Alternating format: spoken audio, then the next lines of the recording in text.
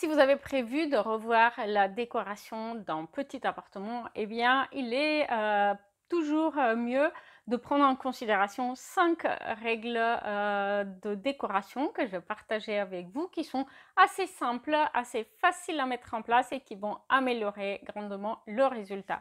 Donc, première règle, eh bien, maintenant, je vais vous proposer de faire 3 room tours de 3 petits appartements différents.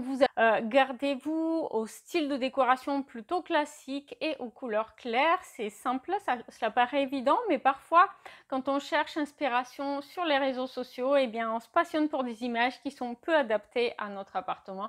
Spécifiquement, s'il est tout à fait adapté de choisir des finitions, des couleurs foncé, voire noir pour un grand appartement, eh bien, c'est pas du tout adapté pour un petit espace et parfois on a tendance à l'oublier. Deuxième aspect pratique et facile à mettre en place, eh bien, simplement vous pouvez utiliser le choix de murs à peindre en couleur pour corriger les défauts de l'espace et pour agrandir visuellement l'espace. Donc, typiquement, lorsqu'on choisit un mur à peindre avec une couleur plus foncée, eh bien, ça va donner un effet de profondeur. Par exemple, il s'agit d'un mur qui est au fond de la pièce. Eh bien, ça va donner un effet de profondeur et rallonger cette pièce dans cette dimension-là. Si vous choisissez d'apporter une couleur au plafond, c'est plus rare, mais ça existe, eh bien, ça va donner bien souvent, au contraire, l'impression d'être oppressé, d'avoir un plafond plus bas. Le plus souvent, ce qu'on fait, c'est qu'on va choisir un mur latéral, c'est-à-dire perpendiculaire à la fenêtre de la pièce pour le peindre en couleur ou pour lui donner une finition autre que la peinture blanc cassé avec du coup un lambris, un plaquage pierre ou même un papier peint motif parce que du coup ça va permettre de donner un effet texturé, d'apporter de la couleur sans pour autant rendre la pièce plus sombre parce que avoir un mur clair qui est face à la fenêtre, ça va permettre aussi de mieux réfléchir la lumière naturelle qui est plutôt absorbée par les couleurs plus foncées. Troisième astuce simple à mettre en place, mais bien pratique, c'est d'utiliser du mobilier multifonction et parfois même du mobilier télescopique ou escamotable, donc qui peut être replié pour être rangé.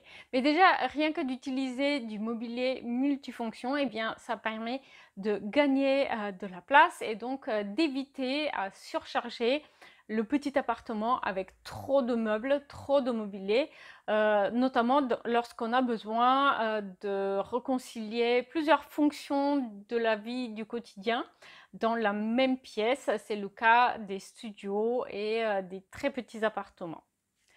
Quatrième astuce que vous devriez prendre en compte, c'est de bien choisir du coup les textiles meublement. Donc, si vous choisissez par exemple un canapé foncé comme celui qui est derrière moi, eh ben, ça ne serait pas forcément adapté pour un petit appartement.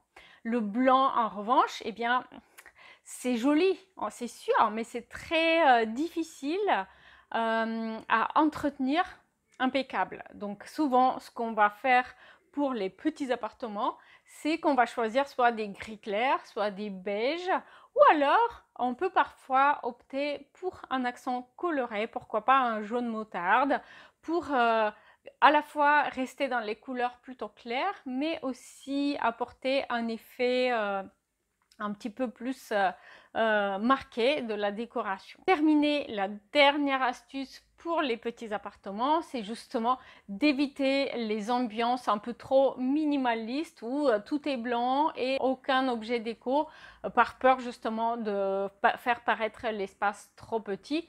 Et bien du coup ça paraît un peu trop impersonnel dans un petit appartement qui déjà manque souvent de caractère. Maintenant je vais vous proposer de faire 3 room tours de 3 petits appartements différents. Vous allez voir du coup ces principes mis en pratique. Donc on va commencer avec un tout petit appartement de 20 mètres carrés et le plus grand il fera 40 mètres carrés.